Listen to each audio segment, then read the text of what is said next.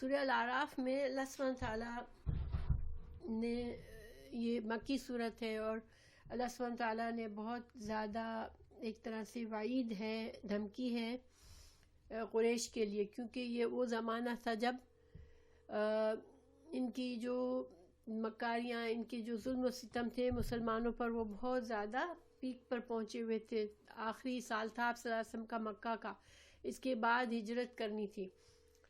تو اللہ سبحانہ تعالیٰ نے 6 قوموں کے کچھ تفصیلی حالات بتائے جو کہ انہی ایریا کی تھی جس کو یہ لوگ جانتے بھی تھے، کیونکہ ان کے سفر شام کی طرف ہوتے رہتے تھے، یمن اور شام کی طرف یہ لوگ سفر کرتے تھے اپنے تجارت کے، تو ان کے تجارتی قافلوں کے راستے میں یہ آثار نظر آتے تھے سارے ان قوموں کے، تو ان کو پتہ تھا ان کے۔ اور ویسے بھی عرب معاشرہ ایسا تھا کہ اس میں قبیلے سے خاندان در خاندان، نسل در نسل سارے واقعات جو تھے وہ ایک دوسرے کو بتائے جاتے تھے، لوگوں کو اپنی ہسٹری معلوم ہوتی تھی۔ اللہ سبحانہ تعالیٰ نے اس سورہ میں قصے بیان کیے 6 قوموں کے، جن کے اوپر اللہ کا عذاب آیا، جنہوں نے اپنے انبیاء کے ساتھ اچھا سلوک نہیں کیا، انبیاء کے ساتھ زیادتیاں کیں، انبیاء کے پیغام کو قبول نہیں کیا، اور اپنی جو معاشرتی خرابیاں تھیں ان کی بھی اصلاح نہیں کی، تو اللہ سبحانہ تعالیٰ نے ان کو ہلاک کر دیا۔ تو اس سے ہمیں قانون استبدال، اللہ سبحانہ تعالیٰ کا قانون استبدال بھی پتہ چلتا ہے کہ اللہ سبحانہ تعالیٰ خالق ہے اور وہ اپنی مخلوق میں سے کبھی بھی کسی ایک گروپ کو ہمیشہ کے لیے عروج نہیں دیتا کہ وہ حکومت کرتی رہے اور جو اس کا دل چاہے منمانی کرتی رہے دنیا میں، کیونکہ جب انسان کو، یہ انسان کی فطرت میں ہے کہ جب انسان کو عروج ملتا ہے تو وہ تکبر میں مبتلا ہو جاتا ہے، اور اس کے اندر بہت سی، جب اس کو فراوانی ہوتی ہے تو اس کے اندر بہت سی برائیاں آ جاتی ہیں اور بگاڑ پیدا ہوتا ہے، اور جو عدل اللہ سبحانہ تعالیٰ چاہتے ہیں دنیا میں وہ قائم نہیں رہتا، تو پھر اللہ تعالیٰ یا تو کبھی خود ہلاک کر دیتے ہیں ان قوموں کو اور ان کی جگہ نئی قوم آتی ہے، یا پھر اللہ سبحانہ تعالیٰ اپنے فرما بردار بندوں کے ذریعے ان کو جنگ کے میدان میں شکست دے کے ان کو ختم کرتا ہے۔ تو یہ اللہ سبحانہ تعالیٰ کا قانون استبدال جو ہے وہ ہمیں اس سورہ میں پتہ چلتا ہے۔ ہم نے ابھی تک جن قوموں کے حالات پڑھے اور ان سب کا بیسیکلی اگر ہم دیکھتے ہیں تو بہت سملر اسٹوری ہے کہ ان کو ان کے انبیاء نے توحید کا پیغام دیا، سارے انبیاء کا پیغام ایک ہی تھا، اور ان کی جو اصلاح کے لیے ان کو کچھ باتیں بتائی کہ تمہارے اندر یہ برائیاں ہیں اور تم اپنی اصلاح کر لو، لیکن انہوں نے سرکشی کی اور ضد کی اور انبیاء کے دشمن بن گئے۔ اللہ سبحانہ تعالیٰ نے پہلی سورت جو نازل فرمائی انسانوں کے لیے، سورہ علق، جو پہلی وحی تھی، اسی میں اللہ سبحانہ تعالیٰ نے انسانوں کی فطرت کی ایک بات بتائی۔ یہ سورہ علق، اقرا بسم ربک الذی خلق والی جو سورہ ہے، اس میں اللہ سبحانہ تعالیٰ نے 5ویں، اس کی نمبر 5 آیت ہے، نیچے، کلا ان الانسان لیطغی ان رآہ استغنی، کہ سچ مچ انسان تو آپے سے باہر ہو جاتا ہے اس لیے کہ وہ اپنے آپ کو بے پرواہ یا تونگر دیکھتا ہے، سمجھتا ہے، یقیناً لوٹنا تیرے رب ہی کی طرف ہے۔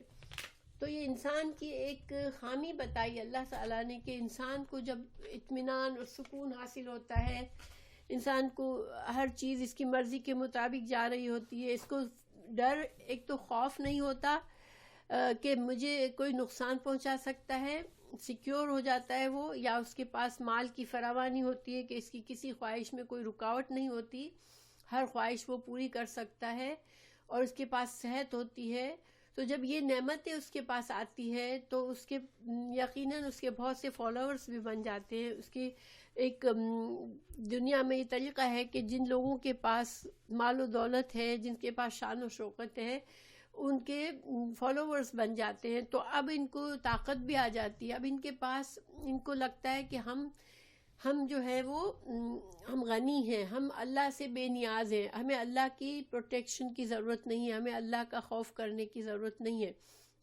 اور یہ رویہ جو ہے وہ ہر انسان میں ڈیولپ ہو سکتا ہے. یہ قومیں جو تھیں ان کا ایکسٹریم ہمیں بتایا اللہ تعالیٰ نے. ان قوموں کی مثال دے کر ہمیں، جن کو اللہ نے ہلاک کیا، ان کو ایکسٹریم لیول پر یہ غرور، تکبر، اپنے آپ کو بڑا سمجھنا، اپنے آپ کو اللہ سے بے نیاز سمجھنا، یہ سارے رویے ان کے عروج پر تھے. اور اللہ سبحانہ تعالیٰ نے ہمیں بتایا ان کے بارے میں کہ یہ اس اپنے ذوم میں اتنے زیادہ خود کو بڑا سمجھ بیٹھے کہ پھر وہ دنیا میں اپنی حکومت چلا رہے، اپنی جو میں کہوں وہ صحیح، اور وہ اس طرح کمزوروں کے حقوق کو بھی پامال کرتے ہیں اور عام لوگوں کے ساتھ زیادتی بھی کرتے ہیں، اور اللہ سبحانہ تعالیٰ کے حق میں بھی کمی کرتے ہیں. اندر بس میں اس کا ایگو اتنا بلڈ ہو جاتا ہے کہ اس کو اپنے آگے کوئی نظر نہیں آتا. اور یہ بہت خطرناک جگہ ہوتی ہے، کیونکہ وہاں پہنچ کر انسان کی عقل بھی ختم ہو جاتی ہے. یا تو انسان کے اندر تکبر اگر آتا ہے تو اس کی عقل ختم ہو جاتی ہے، اس کو صحیح غلط کی پہچان مٹ جاتی ہے. تو ہمارے لیے ان چیزوں میں کیا ہے؟ ہم عام انسان ہیں، الحمدللہ ہم مسلمان گھروں میں پیدا ہوئے، تو ہمارے لیے اس میں کیا فائدے ہیں؟ ہم کیا اس کو صرف ایک قصہ کہانی، ماضی کے ایک ہسٹری سمجھ کے لے لیں، یا ہم بھی تھوڑے سے اس سے لیسنس لے سکتے ہیں؟ تو دیکھیں، یہ جو خصوصیت ہے یہ صرف ماضی کے بت پرست لوگوں میں نہیں ہے، ٹھیک ہے؟ یہ اللہ سبحانہ تعالیٰ نے سورہ الفجر میں بتایا کہ فَأَمَّا الْإِنسَانُ، یہ سورہ آیت نمبر ہے 15، اعوذ باللہ من الشیطان الرجیم. فَأَمَّا الْإِنسَانُ إِذَا مَا ابْتَلَاهُ رَبُّهُ فَأَكْرَمَهُ فَنَعَمَهُ فَيَقُولُ رَبِّي أَكْرَمَنِ. اللہ سبحانہ تعالیٰ انسان کی ایک سائیکک، انسان کی ایک سوچ کا بتا رہے ہیں کہ اللہ سبحانہ تعالیٰ جب کسی انسان کو نعمتیں دیتا ہے، خوب فراوانی دیتا ہے، مال، دولت، عزت، قوت، ہر چیز، شان و شوکت دے دیتا ہے، تو انسان کیا سمجھتا ہے؟ وہ اکڑ جاتا ہے، وہ خوش ہو جاتا ہے، یہ بولتا ہے کہ میرا رب تو مجھ پر مہربان ہے. اور اس کا یہ کہنے کا مطلب یہ نہیں ہوتا کہ اللہ کا شکر کر رہا ہوں میں. ان کا یہ مطلب ہوتا ہے کہ میں وہ خاص چیز ہوں، میری وہ فضیلت ہے کہ اللہ بھی مجھ پر مہربان ہے. گویا انسانوں، میں تم لوگوں سے بہتر ہوں. یہ رویہ اس کے اندر آ جاتا ہے کہ وہ اپنے آپ کو دوسروں سے بہتر سمجھنے لگتا ہے. تو پھر اللہ سبحانہ تعالیٰ نے فرمایا کہ وَأَمَّا إِذَا مَا ابْتَلَاهُ فَقَدَرَ عَلَيْهِ رِزْقَهُ فَيَقُولُ رَبِّي أَهَانَنِ. اور جب اللہ سبحانہ تعالیٰ اس کو تنگی سے آزماتا ہے، انسان کو رزق تنگ کر دیتا ہے، اس کے حالات خراب ہو جاتے ہیں، بیمار ہو جاتا ہے، کمزور ہو جاتا ہے، لوگوں کی نظر میں اس کی کوئی قدر و قیمت نہیں رہتی، تو اس وقت کیا کہتا ہے کہ میرے رب نے تو مجھے ذلیل و رسوا کر دیا.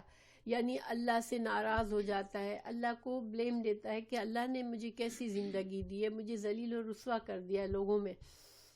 تو یہ دونوں صورتیں اللہ سبحانہ تعالیٰ نے کیا سمجھایا کہ اذا ما ابتلاہ، اللہ تعالیٰ آزماتا ہے، اللہ تعالیٰ نعمتیں دے کر بھی آزماتا ہے، اور اللہ سبحانہ تعالیٰ انسان سے نعمتوں کی تنگی کر کے بھی اس کو آزماتا ہے. تو اصل جو مومن ہوتا ہے، جس کے دل میں اللہ کا احساس، اللہ کا خوف ہوتا ہے، اس کو جب نعمتیں ملتی ہے تو وہ جھک جاتا ہے، عاجزی کرتا ہے، اللہ کا اور شکر میں جھک جاتا ہے کہ اللہ تو نے مجھ پر اتنے انعامات کیے، اللہ تیرا شکر ہے. اور جب ایسا کرتا ہے بندہ تو اللہ نے کیا فرمایا ہے، وَإِن شَكَرْتُمْ فَأَزِيدَنَّكُمْ، کہ جب تم شکر کرتے ہو اللہ کا، اللہ کی نعمتوں پر، تو اللہ تمہاری نعمتوں میں اور برکت دیتا ہے۔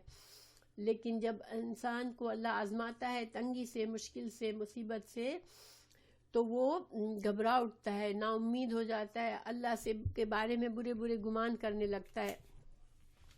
تو اس وقت جب اللہ آزمائے تنگی سے، بیماری سے، کوئی مشکل آ جائے، کوئی مصیبت آ جائے، تو اس وقت مومن جو ہے وہ اللہ کی طرف صبر کرتا ہے، اللہ سے امید کرتا ہے، اللہ پر توکل کرتا ہے، اللہ سے اچھا گمان کرتا ہے کہ میرا رب کوئی ظلم کرنے والا نہیں ہے۔ اگر میرے حالات ابھی کچھ خراب ہیں تو یہ میری اس میں اللہ سبحانہ تعالیٰ میری آزمائش کر رہا ہے، اور میں اگر کامیاب ہوا تو اللہ میرے درجات کو بلند کرے گا، اور اللہ سبحانہ تعالیٰ کو پورا کامل اللہ سبحانہ تعالیٰ کے پاس یہ کامل کنٹرول ہے کہ وہ میری ہر مشکل کو آسان کر سکتا ہے۔ انسان سے بس یہی ریکوائرڈ ہے، صبر اور شکر، لیکن یہی چیز انسان میں نہیں رہتی۔ اب ہم کیسے سبق لیں؟ دیکھیں، کسی نہ کسی لیول پر انسان یا تو انسان کی زندگی میں سکون ہے، خوشحالی ہے، اچھے حالات ہیں، یا انسان کی زندگی میں بیماری، پریشانی، تکلیف ہے۔ ہم کسی نہ کسی دور سے گزر رہے ہوتے ہیں اپنی زندگی میں، تو ہمارے لیے اصول کیا ہے کہ اللہ پر توکل ہر حال میں۔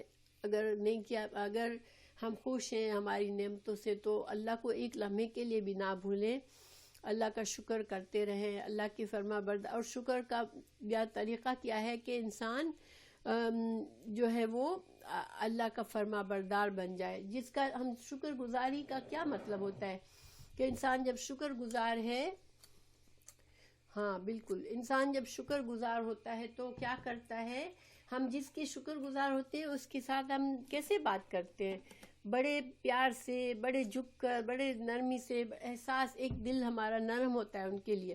تو اللہ سبحانہ تعالیٰ کے ہمیں انعامات ملے ہوئے ہیں الحمدللہ، ہم بہتوں سے اچھے ہیں۔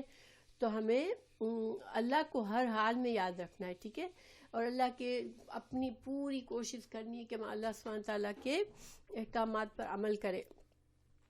تو آج کا جو لیسن ہے وہ قوم لوط کے بارے میں ہے۔ تو لوط علیہ السلام جو تھے وہ کون تھے؟ آپ سب کو پتہ ہے انشاءاللہ کہ حضرت لوط علیہ السلام کون تھے؟ حضرت ابراہیم علیہ السلام کے بھتیجے تھے، ٹھیک ہے۔ جب حضرت ابراہیم علیہ السلام نے اپنا وطن چھوڑا، جب قوم نے ان کو نکال دیا، تو ان کے ساتھ ان کی بیوی سارہ تھی، اور یہ ان کے بھتیجے تھے، ہاں، لوط علیہ السلام۔ پھر جب لوط علیہ السلام کو بھی اللہ تعالیٰ نے ایک قوم پر نبی بنایا۔ یہ قوم کون تھے کہ یہ جو تھے، یہ علاقہ اردن اور بیت المقدس کے درمیان تھا، جسے صدوم کہا جاتا ہے۔ تو دیکھیں یہاں پر اردن جو ہے نا، یہ یہاں پر ہے، یہ نقشہ کچھ کٹ گیا مجھ سے، یہاں کا ایریا جو ہے وہ اردن ہے، ٹھیک ہے، جس کو اب ہم جورڈن کہتے ہیں۔ تو اردن اور بیت المقدس، یہاں پر فلسطین ہے، ٹھیک ہے۔ تو فلسطین اور اردن کے جو درمیان کا علاقہ ہے، یہ صدوم کا علاقہ ہے، یہ والا، یہ جو ہے یہ صدوم کا علاقہ ہے پورا، یہ جو پورا سرکل ہے۔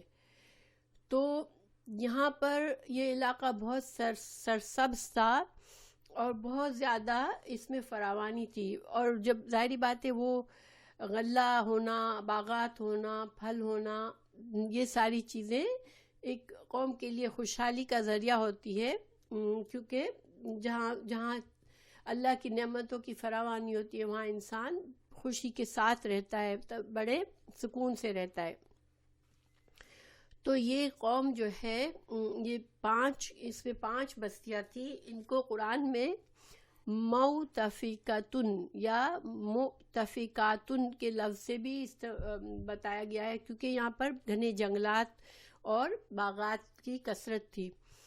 تو یہاں پر جب حضرت لوط علیہ السلام کو اللہ سبحانہ تعالیٰ نے نبی بنا کر بھیجا، اور ظاہری بات ہے ہر نبی کی طرح حضرت لوط علیہ السلام نے ان کو بھی اللہ کی توحید کا پیغام دیا، اور پھر ہمیں بتائے ہیں ان میں سب سے بڑی خرابی تو شرک تھی، ٹھیک ہے، لیکن شرک سے کے علاوہ بھی شرک کے ساتھ ساتھ ان کے اندر بہت سی چونکہ خوشحال تھے، خوب ان کے پاس ان کو بہت زیادہ جیسے کہ تکبر تھا ان کا، تو اس وجہ سے ان کے اندر بہت سی اور بھی خرابیاں آ گئی تھی۔ تکبر اصل میں ساری بیماریوں کا، ساری برائیوں کا جڑ جو ہوتی ہے وہ تکبر ہوتا ہے۔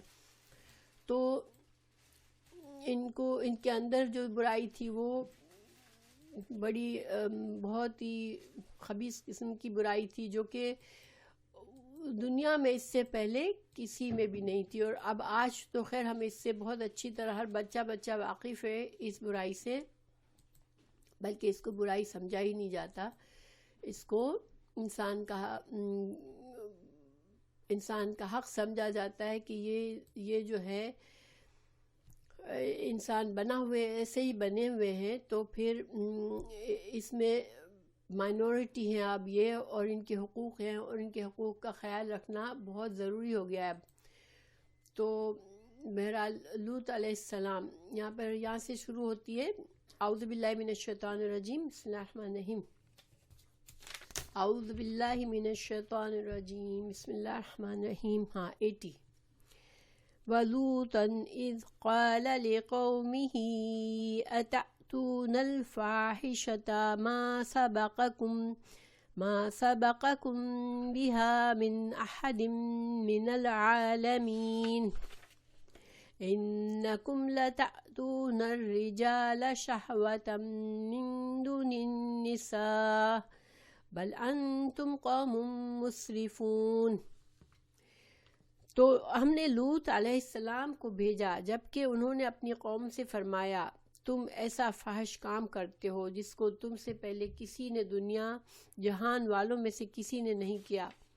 تم مردوں کے ساتھ شہوت رانی کرتے ہو عورتوں کو چھوڑ کر، بلکہ تم تو حد سے گزر گئے ہو۔ تو اس میں ہم لفظی ترجمے کی طرف آتے ہیں، وَلُوطًا، اور لوط علیہ السلام، اذ جب، قال انہوں نے کہا، لِقَوْمِهِ اپنی قوم سے، اتأتون کیا تم آتے ہو، حمزہ کا مطلب کیا، تأتون تم آتے ہو، حمزہ تا یا اس کا روٹ ورڈ ہے، الفاحشۃ بے حیائی کی طرف، ما جو، سبقکم نہیں سبقکم سبقت کی تم پر، بہا اس برائی کے ساتھ، من احدن کسی ایک نے، من العالمین جہانوں میں سے، تمام جہان والوں میں سے کسی نے یہ برائی نہیں کی جو تم برائی کرتے ہو۔ انکم بے شک تم، لتأتون البتہ تم آتے ہو، الرجال مردوں کے پاس، شہوتاً شہوت کے ساتھ، من دون النساء عورتوں کو چھوڑ کر، بل انتم بلکہ تم، قوم لوگ ہو، مسرفون حد سے بڑھ جانے والے، اللہ کی حدود کو توڑنے والے۔ لوط علیہ السلام جو تھے، ان کا کس ایریا میں تھے وہ تو ہم نے بات کر لی، ٹھیک ہے، کہاں سے ان کا جگہ کون سی تھی، اور یہ آثار جو ہے وہ بحرے، میں آپ کو دکھانا بھول گئی، یہ جو ہے نا یہ بحر لوط، یہ جو ہے بحر میت بھی اس کو کہتے ہیں، اور یہ آج بھی لوگ جاتے ہیں وہاں پر، اور یہ جو ہے اتنی عجیب سے وہ ہے پانی یہاں پر سمندر کے، یہ اس میں کوئی موومنٹ نہیں ہے، میں جا چکی ہوں وہاں پر، ایسا لگتا ہے کہ مردہ پانی بالکل ٹھہرا ہوا ہے وہاں پر، اور اس پانی میں اتنی زیادہ وہ کہتے ہیں نا سالٹ، یا جو کشافت کہتے ہیں، اتنی زیادہ ہے کہ انسان اس میں ڈوب نہیں سکتا، انسان جب اس پانی میں جاتا ہے تو فلوٹ کرتا ہے۔ تو یہ نشانی اللہ نے باقی رکھی ہے، لوگ تو خیر آج اس کو ایک ٹورسٹ اٹریکشن بنا لیا ہے، وہاں پر لوگوں کے لیے پانی میں جانے کے لیے سہولتیں کی ہے تاکہ وہ پانی میں وہاں پر فلوٹ کریں، اور ہاں ڈیڈ سی، ہم لوگ جب گئے تو ایک طرح سے رونگٹے کھڑے ہو رہے تھے سین کو دیکھ کر، کہ اتنا عجیب کچھ، ظاہری بات ہے ہم لوگوں نے پڑھا ہوا ہے، ہمارے دلوں میں اللہ سبحانہ تعالیٰ، الحمدللہ اللہ سبحانہ تعالیٰ ہمیں قرآن میں یقین ہے، اور ہمیں پتہ ہے کہ اللہ تعالیٰ ان پر بہت ناراض اور سختی کی تھی، اللہ نے بہت سخت عذاب کیا تھا، اور یہ عذاب کی نشانی باقی رکھی ہے.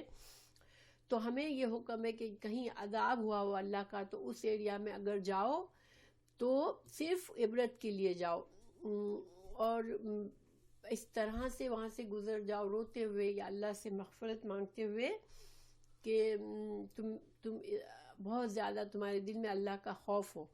وہاں جا کے انجوائے کرنا اور تفریح کرنا اور اس کو ٹورسٹ اٹریکشن سمجھنا، یہ اسلام ہمیں نہیں سکھاتا. ٹھیک ہے، تو بہرحال حضرت لوط علیہ السلام نے اپنی قوم کو سمجھایا کہ یہ جو تم جس برائی میں مبتلا ہو یہ ایک فطرت سے ہٹی ہوئی چیز ہے، اور تم عورتوں کو چھوڑ کر تم مردوں سے اپنی اپنی جسم اپنی خواہشات پوری، جنسی خواہشات پوری کرتے ہو، تو یہ جو ہے اللہ کے حدود سے تم باہر نکلے ہوئے ہو.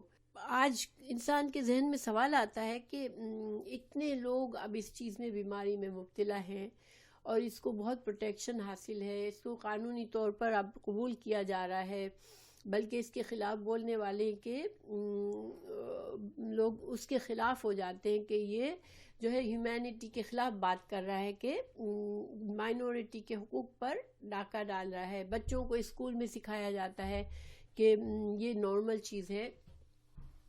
تو ہمارے ذہن میں ہم کیسے سمجھیں اس کو؟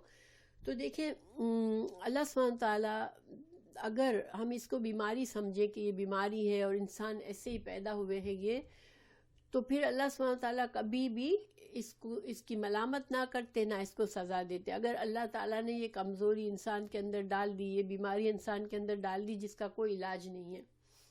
ہاں، اللہ سبحانہ تعالیٰ نے جب انسانوں کو بنایا ہے تو مختلف انسانوں میں مختلف خصوصیات ہیں، کچھ کمزوریاں بھی ہیں ہمارے اندر، کچھ ہمارے اسٹرانگ پوائنٹس ہیں، ہمارے کچھ کمزوری کے پوائنٹس ہیں. دیکھیں مثال کے طور پر ایک چھوٹے سے بچے کو ہم دیکھتے ہیں، 2-3 سال کا بچہ ہے، ایک بچہ بڑا سافٹ ہارٹڈ ہوتا ہے، بڑا لگتا ہے گیونگ ہے، کسی کو روتے ہوئے دیکھتا ہے تو اس کو کنسول کرنے کی کوشش کرتا ہے، اور ایک بچہ مار دھاڑ چیزیں توڑنا، اور لگتا ہے کہ اس کے اندر بہت زیادہ جیسے گرمی بھری ہوئی ہے یا بہت زیادہ اس کے اندر تخریب کاری ہے. تو اسی طرح بہت سی انسان کے اندر، کسی کے اندر پیدائشی غصہ ہوتا ہے اور کسی کے اندر پیدائشی نرمی ہوتی ہے، کسی کے اندر، کسی کو خود بخود دل سے اس کو اچھی چیزیں، صاف ستھری اچھی چیزیں لگتی ہیں، اور کسی کو گندگی اچھی لگتی ہے. یہ چیزیں انسانوں کے اندر ہے. ٹھیک ہے، اس میں ہم اس کو انکار نہیں کر سکتے کہ انسانوں کے اندر مختلف قسم کی ٹینڈنسی ہوتی ہے. اللہ تعالیٰ نے انسان کے اندر جہاں پر اچھی خوبیاں رکھی وہاں پر اس کے اندر ٹینڈنسی ہے گناہ کرنے کی، غلط کام کرنے کی، اور اس میں ہمارا امتحان ہے. لیکن اللہ تعالیٰ نے قرآن میں ہی ہمیں فرما دیا کہ سورہ 3 میں لَقَدْ خَلَقْنَا الْإِنسَانَ فِي أَحْسَنِ تَقْوِيمٍ، کہ اللہ تعالیٰ نے انسان کو احسن تقویم ہوتی ہے. تقویم کا مطلب ہے کہ وہ اللہ تعالیٰ نے اس کے اندر ایبلٹی بنائی ہے کہ وہ اپنے آپ کو ہر چیلنج کو فائٹ کر کے وہ بہترین طریقے سے بہترین انسان بن سکتا ہے. یعنی اپنے اندر کی جو بھی شارٹ کمنگز ہیں اس کے اندر اس کو فائٹ کرنے کی صلاحیت دی ہے اللہ نے. ٹھیک ہے، یعنی جہاں اللہ نے گناہ کرنے کی ٹینڈنسی رکھی ہے وہاں اللہ نے انسان کو احسن تقویم بنایا ہے کہ اس کے اندر ٹینڈنسی ہے. اب ہمارا امتحان کہاں ہے کہ ہماری کمزوریوں کو ہم فائٹ کریں، اور اللہ تعالیٰ کسی پر بھی اس کی وسعت سے زیادہ بوجھ نہیں ڈالتا. لا یکلف اللہ نفسا الا وسعہا. تو ہمیں جو جج کیا جائے گا وہ ہماری ایبلٹیز اور ہماری کمزوریوں کو دیکھتے ہوئے جج کیا جائے گا. مثال کے طور پر اگر ایک انسان کے لیے اتنا آسان ہے نیکی کرنا، اب وہ انسان میں صدقے سے مثال دیتی ہوں کہ ایک ملینئر ہے، وہ $100 دیتا ہے کسی کو، ٹھیک ہے، صدقے کے طور پر، اور ایک غریب آدمی ہے جو مشکلوں سے کما کے اپنا خرچ پورا کر رہا ہے، وہ بھی $100 دے رہا ہے۔ دونوں کی نیت یہ ہے کہ اللہ تعالیٰ کی رضا کے لیے میں یہ صدقہ کرتا ہوں۔ تو آپ یہ سوچیں کہ کس کے صدقے کی ویلیو زیادہ ہوگی، اللہ سبحانہ وتعالیٰ کے نزدیک کس کی زیادہ قدر و قیمت ہوگی، جس نے بڑی مشکلوں سے محنتوں سے یہ $100 کمائے، لیکن اس کے دل میں خواہش ہے کہ میں اللہ کو رضا کے لیے خرچ کروں، اور جو امیر آدمی ہے اس کے بھی دل میں یہ ہے کہ میں اللہ کی رضا کے لیے خرچ کروں، لیکن امیر آدمی کے لیے $100 کوئی اہمیت نہیں ہے، اس کے پاس ملینز آف ڈالر پڑے ہوئے ہیں، اگر وہ $100 دیتا ہے تو اس کو بھی اجر ملے گا، لیکن اجر کے بھی درجے ہوتے ہیں، ٹھیک ہے۔ اسی طرح جب ہم برائی کر بیٹھتے ہیں تو برائیوں کے بھی درجے ہوتے ہیں، ٹھیک ہے۔ ایک عالم ہے، اللہ نے اس کو بڑا رتبہ دیا ہے، دین کا علم بھی حاصل ہے، اس کو سمجھ بھی دی ہے، اس کو اللہ نے اس کے لیے آسانیاں کی ہے کہ وہ نیکی کرے۔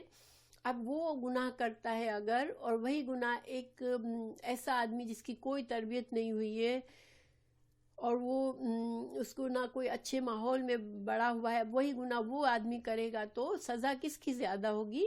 جو کہ جس کے پاس گناہ کرنا اس کے لیے آسان تھا، جس آدمی کی تربیت بھی نہیں ہوئی، وہ اچھے ماحول میں بھی نہیں ہے، تو وہ گناہ میں پڑ جانا اس کے لیے آسان تھا، ٹھیک ہے۔ اسی طرح اللہ تعالیٰ انسانوں کو جج بھی ان کی ایبیلٹیز کے لحاظ سے کرے گا۔ اللہ نے اگر کسی انسان میں تھوڑی سی یہ ٹینڈنسی ہے اس گناہ کی طرف، اس کے اندر مائل ہونے کی صلاحیت ہے، ٹھیک ہے، اگر یہ ہے فطری چیز ہے، اگر کہ تھوڑی سی اس کے اندر یہ اس گناہ کی طرف اٹریکشن رکھا ہے، تو اس کو اس کے اندر ریزسٹ کرنے کی قوت بھی اللہ نے دی ہے، کیونکہ اللہ سبحانہ تعالیٰ کی باتیں ہمیشہ سچ ہوتی ہیں۔ اللہ نے فرمایا کہ اللہ نے انسان کو احسن تقویم بنایا ہے، تو اللہ تعالیٰ اس بندے کے لیے بھی، اللہ نے اس کے لیے، وہ اگر اسٹرگل کر کے اپنی اس کمزوری کو فائٹ کر کے اپنے آپ کو اچھا بنائے گا تو اس کے لیے بہت اجر و ثواب ہے، لیکن وہ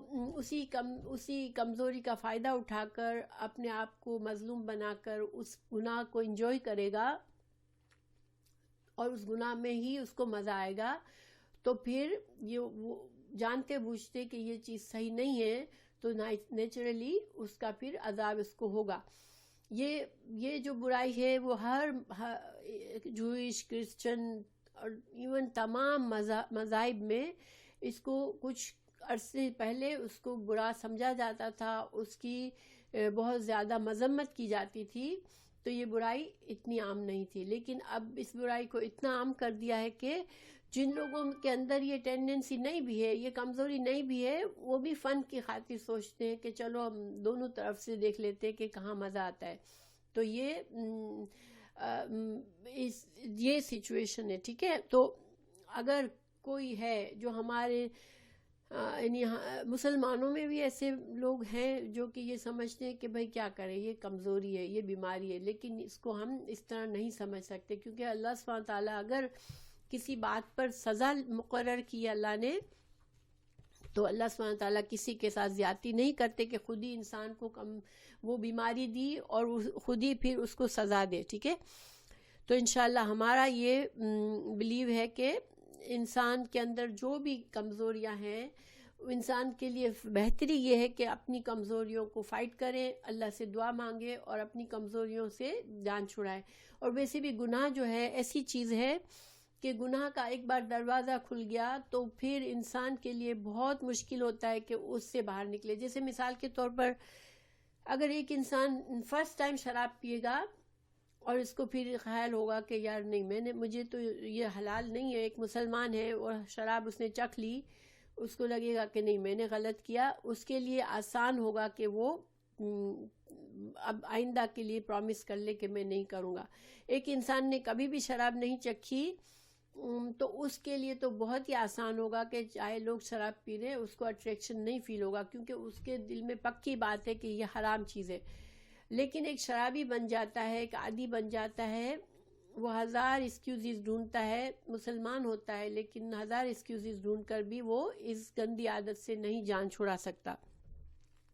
تو جب گناہوں سے یہ ڈرنا چاہیے ہمیں، اللہ کی نافرمانی کے ہر کام میں یہ خرابی ایک ہے کہ اگر ہم دروازہ کھول دیں گے اس برائی کا تو پھر ہمارے لیے زیادہ مشکل ہوگا. ہمیں ہمارا دین کیا سکھاتا ہے کہ لا تقربوا الزنا، زنا یعنی کوئی بھی گناہ ہے. زنا سے مثال دے رہی ہوں میں کہ اللہ تعالیٰ نے یہ نہیں کہا زنا مت کرو، اللہ نے کہا اس کے قریب بھی مت جاؤ. یعنی کہ کوئی ایسی چیز کہ مرد عورت میں دوستی بڑھ رہی ہے، مرد عورت کو بہت موقع مل رہا ہے آپس میں بات چیت کرنے کا اور اکیلے ہونے کا، تو یہ کیا ہے؟ یہ دروازہ ہے، اس کے قریب بھی تم مت جاؤ. کوئی ایسی حرکت بھی نہیں کرو کہ جس کی وجہ سے تم اس گناہ کی طرف اٹریکٹ ہو، کیونکہ ونس یہ گناہ میں تم پڑ گئے تو پھر اس گناہ سے نکلنے، شیطان تم کو اس گناہ سے نہیں نکلنے دیتا. اب شیطان تم پر حاوی ہو جاتا ہے کیونکہ اللہ کا پروٹیکشن ہٹ جاتا ہے. جب انسان اللہ کی نافرمانی کے راستے پر چل رہا ہوتا ہے تو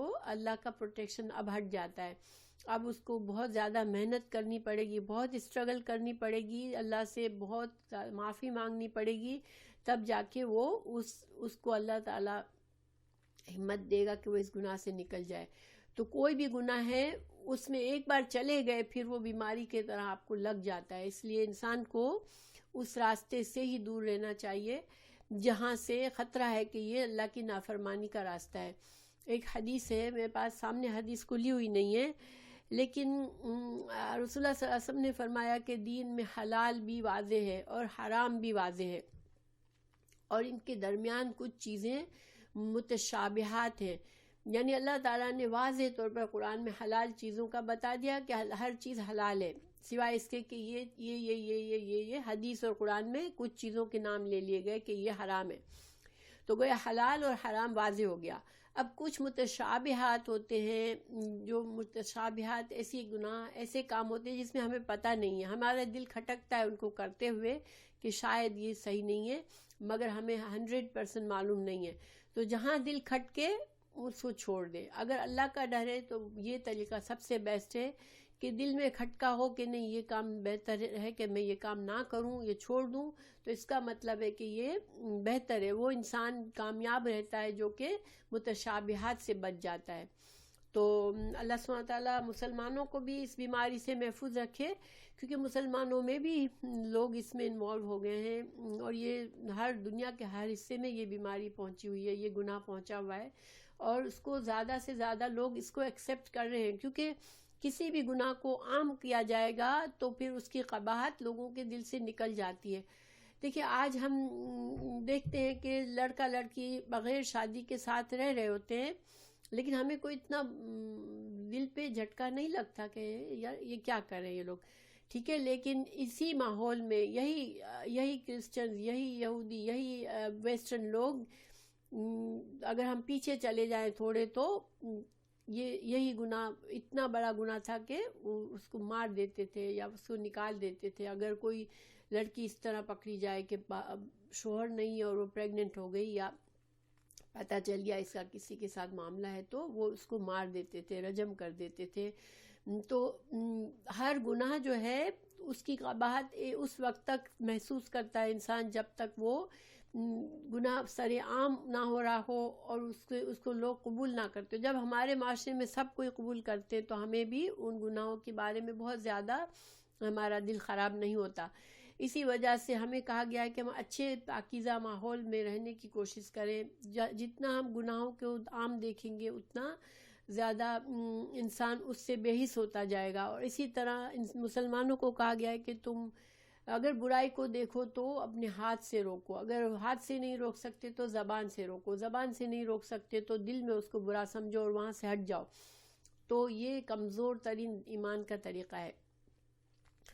تو اللہ سبحانہ تعالیٰ ہمیں یہ احساس دے، بیکاز ہم لوگ بھی آہستہ آہستہ بہت سی چیزوں سے بحث ہو چکے ہیں کہ ہمیں بھی بہت سے گناہ لگتے ہی نہیں ہیں. حالانکہ اللہ کی ایک بندہ غلام ہوتا ہے، وہ اللہ کی نافرمانی چھوٹی کرے چاہے بڑی کرے، وہ اس کے لیے ہلاکت فیل کرنی چاہیے کہ یہ میں نے کیا کر دیا. کیونکہ غلام کو اجازت نہیں ہوتی ہے کہ اپنے آقا سے اگینسٹ جائے. ہم تو غلامی کو ہم نے نہیں دیکھا، اللہ کا شکر ہے، مگر غلام جب انسان کا غلام ہوتا ہے تو اس کو ہم نے موویز وغیرہ میں دیکھا ہے کہ اس کو کیسے ٹریٹ کیا جاتا تھا کہ اس کو آواز نکالنے کی بھی اجازت نہیں ہوتی تھی اپنے مالک کے سامنے. تو اپنی مرضی تو غلام کی ہوتی ہی نہیں ہے. تو اللہ نے تو ہمیں بندہ بنایا ہے, ہم غلام ہیں اپنے مالک اپنے آقا کے.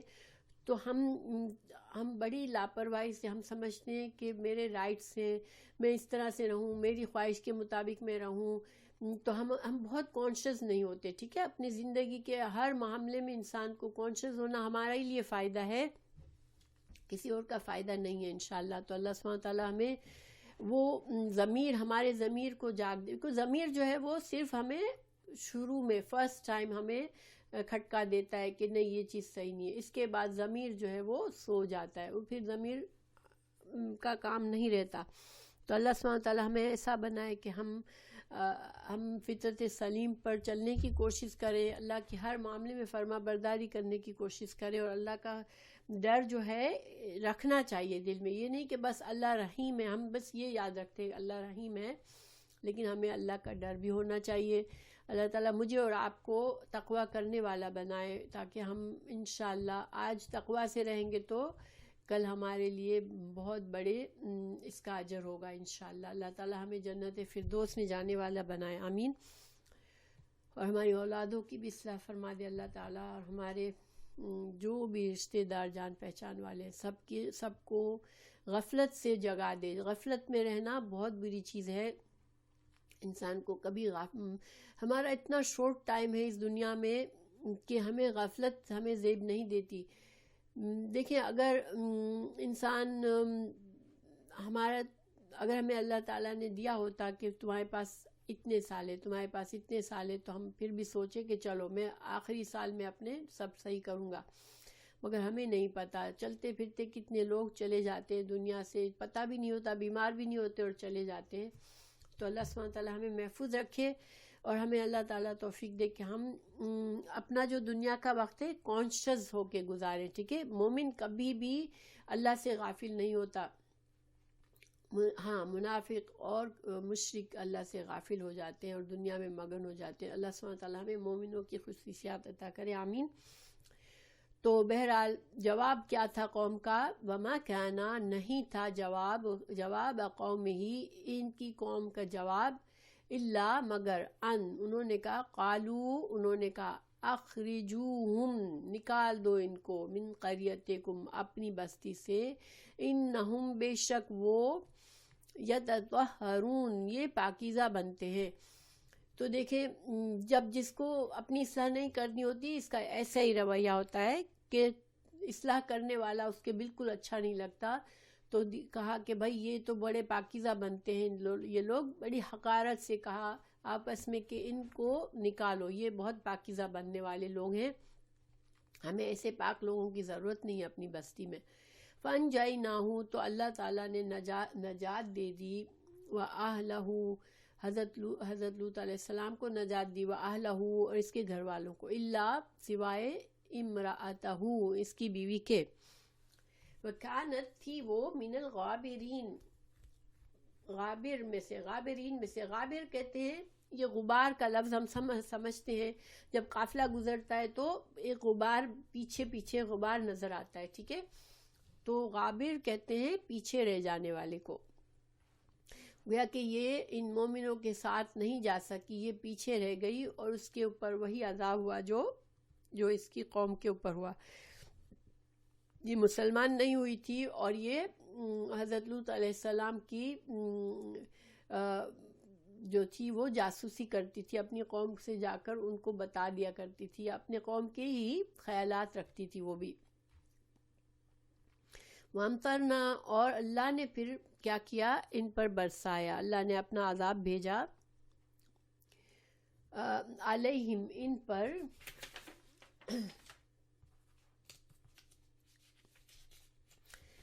مطرن ایک بارش, اللہ نے ایک بارش برسائی ان پر.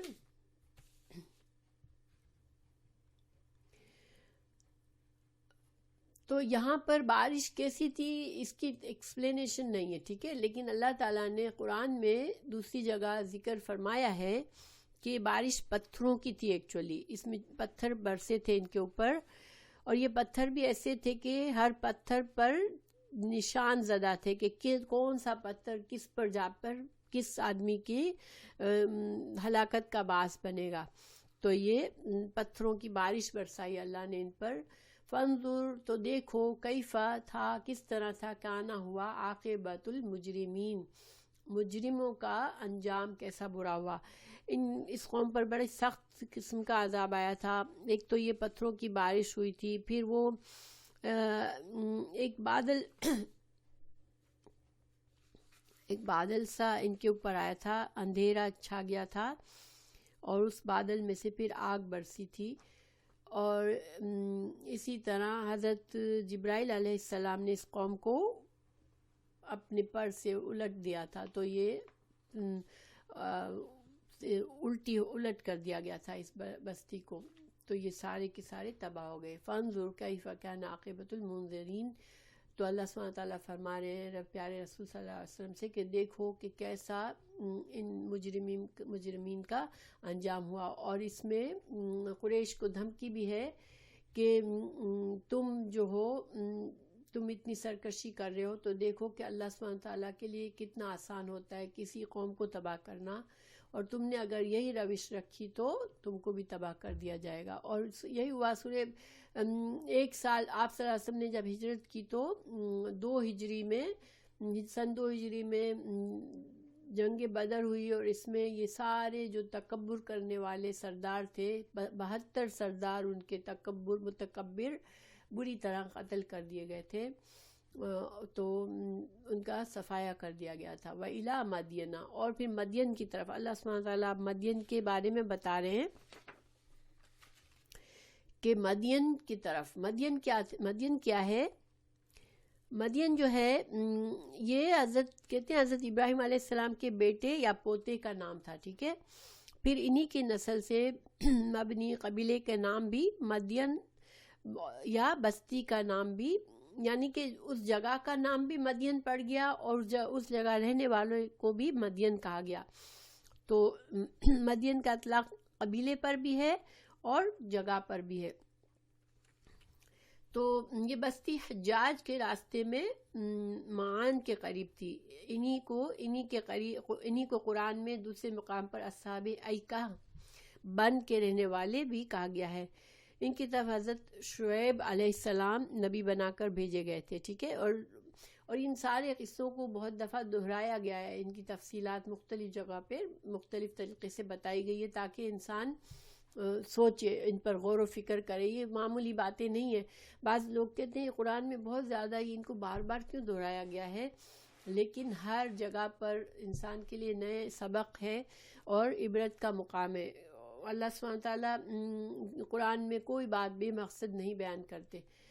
تو قالا، حضرت شعیب علیہ السلام نے فرمایا، یا قومی، میری قوم، اعبدو، اچھا، اخاہم، ہر نبی کو اس قوم کا بھائی کہا ہے. تو بھائی کا مطلب یہ کہ انہی میں سے اسی قوم کے رہنے والے تھے شعیب علیہ السلام بھی، یا پھر دوسرا یہ کہ انسان ہی تھے، یعنی اللہ تعالیٰ نے تمام انبیاء کو انسان ہی بنایا تھا، انسانوں کی اصلاح کے لیے انسانوں ہی کو بھیجا تھا. قال یا قوم اعبدوا اللہ، انہوں نے فرمایا اے میری قوم اللہ کی عبادت کرو. ما لکم، کیا ہے تم کو، من الہ غیرہ، ما لکم، نہیں ہے تمہارے لیے، من الہ غیرہ، کوئی اللہ کے سوا کوئی الہ تمہارے لیے نہیں ہے. قد جاءتکم، تحقیق آ گئے تمہارے پاس، بینۃ، روشن دلائل، یعنی کہ جو بھی معجزات اللہ تعالیٰ نے حضرت شعیب علیہ السلام کو دیے تھے تو وہ ان کے ذریعے ان کو تمام پروف، تمام جو تھے وہ ثبوت مل چکے تھے، بینات، تمام دلائل مل چکے تھے کہ یہ نبی اللہ کے نبی ہیں.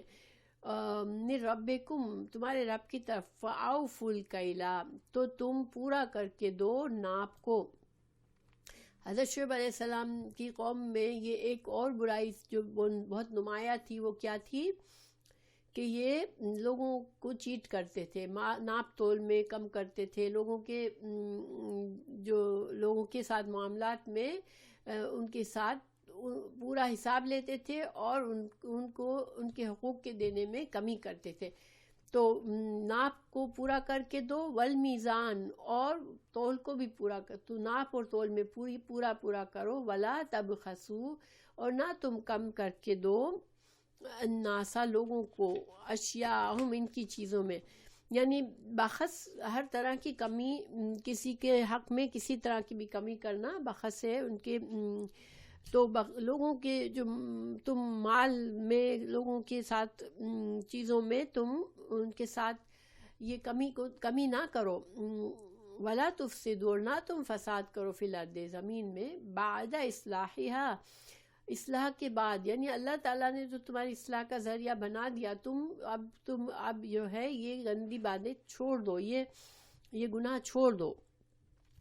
ناپ تول میں کمی کو آج بہت معمولی سمجھا جاتا ہے. پاکستان میں ہم جائیں تو ہمیں پتہ ہوتا ہے پہلے سے کہ ہمیں موقع ملے گا، جس کو بھی موقع ملے گا وہ ہم سے چیٹ کر لے گا. اسی طرح کسی بھی مسلم ملک میں جاتے ہیں تو یہ خوف ہوتا ہے کہ ہمارے ساتھ دھوکہ کیا جائے گا. یہاں عام طور پر اتنا عام نہیں ہوتا، چھپا ہوا ہوتا ہے. یہاں پر چونکہ قانون ہے، گورنمنٹ کے لاز ہیں، تو لوگ عام طور پر احتیاط کرتے ہیں. لیکن چونکہ اپنے ملکوں میں اتنا زیادہ قانون اتنا زیادہ اسٹرانگ کنٹرول نہیں رکھتا لوگوں پر، تو لوگوں میں یہ کمی بہت عام ہے. سورہ المطففین میں بھی اللہ تعالیٰ نے ایسے لوگوں کو ہلاکت کی خبر دی. وَيْلٌ لِّلْمُطَفِّفِينَ الَّذِينَ إِذَا اكْتَالُوا عَلَى النَّاسِ يَسْتَوْفُونَ وَإِذَا كَالُوهُمْ أَوْ وَزَنُوهُمْ يُخْسِرُونَ، کہ اللہ تعالیٰ نے ایسے لوگوں کے لیے ہلاکت کی خبر دی جو کہ خود لوگوں سے جب ناپ تول کرتے لیتے ہیں تو پورا لیتے ہیں، اور جب لوگوں کو دیتے ہیں تو کم کر کے دیتے ہیں.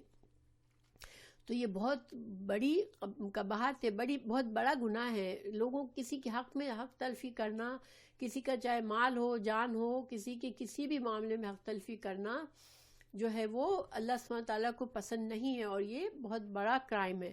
لیکن یہی حال ہے کہ جب کسی چیز کو بہت زیادہ کرو تو یہ انسان کو اس میں معمولی لگتا ہے. بہت سے لوگ نماز باقاعدہ پڑھ رہے ہوتے ہیں لیکن اپنی اس عادت کو کم نہیں کرتے. بازار میں آپ جاؤ تو کوئی ایک آدمی آپ کو ایسا یقین دلا دے گا کہ اس کی چیز جو بیچ رہا ہے وہ بالکل پرفیکٹ، بہت ہی اچھے دام میں ہمیں دے رہا ہے، بہت کم کر کے دے رہا ہے.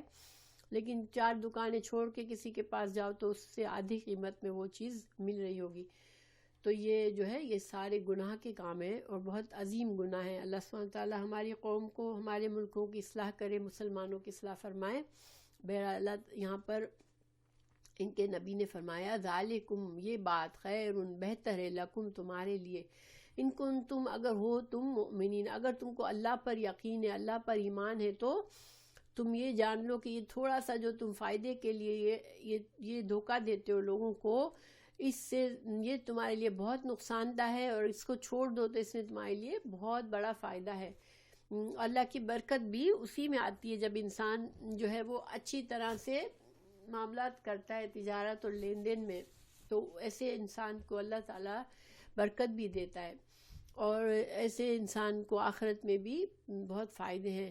میں شیور نہیں ہوں لیکن یہ ایماندار تاجر کے بارے میں بہت ہی ریوارڈ کی حدیث موجود ہے، میں نکال نہیں سکی. لیکن جو انسان لوگوں سے معاملات میں کیئرفل ہے، چاہے ایموشنل معاملات ہیں، چاہے مالی معاملات ہیں، ہر طرح سے انسان کو دوسروں کے حقوق کے بارے میں احتیاط کر لے تو بہتر ہے.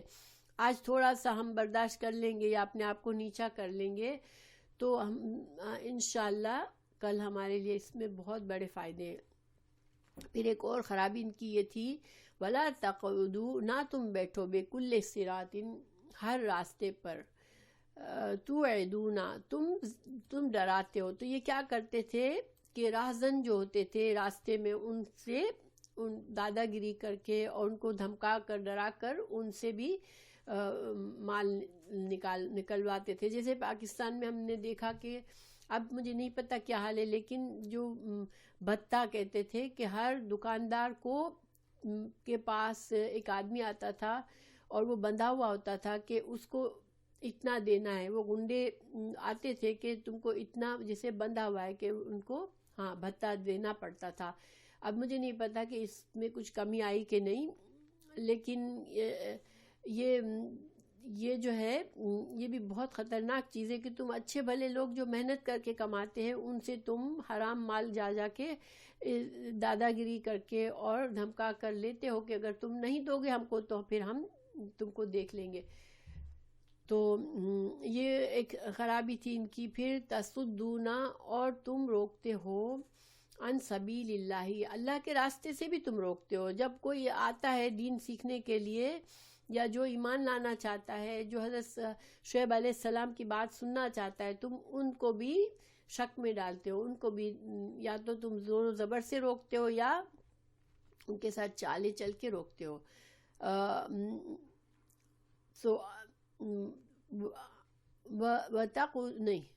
وَتَصُدُّونَ عَنْ سَبِيلِ اللَّهِ من آمنا، جو ایمان لاتا تھا، بہی مینس رسول، ان کے رسول پر، حضرت شعیب علیہ السلام پر. وَتَبْغُونَهَا، اور تم تلاش کرتے ہو، عوجا، ٹیڑھا پن، یعنی تم دین میں ٹیڑھا پن ڈھونڈ کے لوگوں کو گمراہ کرتے ہو، لوگوں کو شبہ میں ڈالتے ہو دین کے بارے میں. وَاذْكُرُوا، اور یاد کرو، اذ کنتم، تھے تم، قلیلاً، بہت تھوڑے، فکثرکم، تو تم کو اللہ تعالیٰ نے تم کو کثرت دی.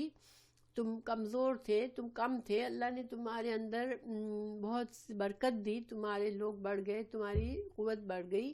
فانظروا، تو دیکھو، کیف کان، ہوا کیسا، عاقبت، انجام، المفسدین، فساد کرنے والوں کا انجام کیسا ہوا. یہاں پر اللہ تعالیٰ اب پھر سے رسول اللہ صلی اللہ علیہ وسلم اور اس زمانے کے لوگوں کو بتا رہے ہیں کہ دیکھو کہ یہ قوم جو یہ خرابیاں ان کے اندر تھی، جو یہ حرکتیں کر رہے تھے، پھر ان کا انجام کیسا ہوا کہ ان کو اللہ تعالیٰ نے ان پر عذاب بھیجا اور ان کو بھی اللہ تعالیٰ نے ہلاک کر دیا.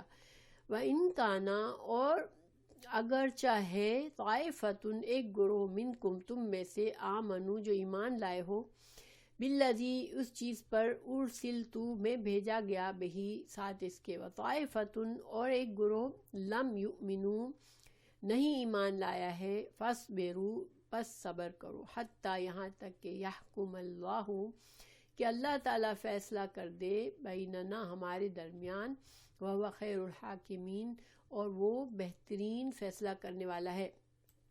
تو یہاں پر ہم اس کو دونوں طرح سے لے سکتے ہیں. حضرت شعیب علیہ السلام کے زمانے میں کچھ لوگ مسلمان ہوئے اور کچھ نہیں مسلمان ہوئے، تو اللہ تعالیٰ نے فرمایا کہ ٹھیک ہے، اب انتظار کرو کہ اللہ تعالیٰ کا فیصلہ آتا ہے تو پھر کیا ہوتا ہے کہ یہ لوگ، جو لوگ اللہ سے سرکشی کر رہے ہیں، وہ ہلاک ہو جائیں گے. اور اللہ سبحانہ تعالیٰ بہت بہترین فیصلہ کرنے میں، اور یہ دھمکی قریش کو بھی ہو سکتی ہے کہ تمہارے کچھ لوگ مکہ کے کچھ لوگ مسلمان ہوئے ہیں اور کچھ نہیں ہوئے، تو اب انتظار کرو کہ اللہ کا فیصلہ آئے گا. اور جن لوگوں نے شرارتیں کی، جن لوگوں نے دین کی جڑ کاٹنے کی کوشش کی، جن لوگوں نے رسول اللہ صلی اللہ علیہ وسلم کے ساتھ زیادتیاں کی، تو ان کا کیا انجام ہوتا ہے. اور اللہ سبحانہ تعالیٰ جو ہے وہ حکمت سے فیصلے کرتا ہے. اللہ تعالیٰ ہر چیز کے لیے وقت مقرر کرتا ہے.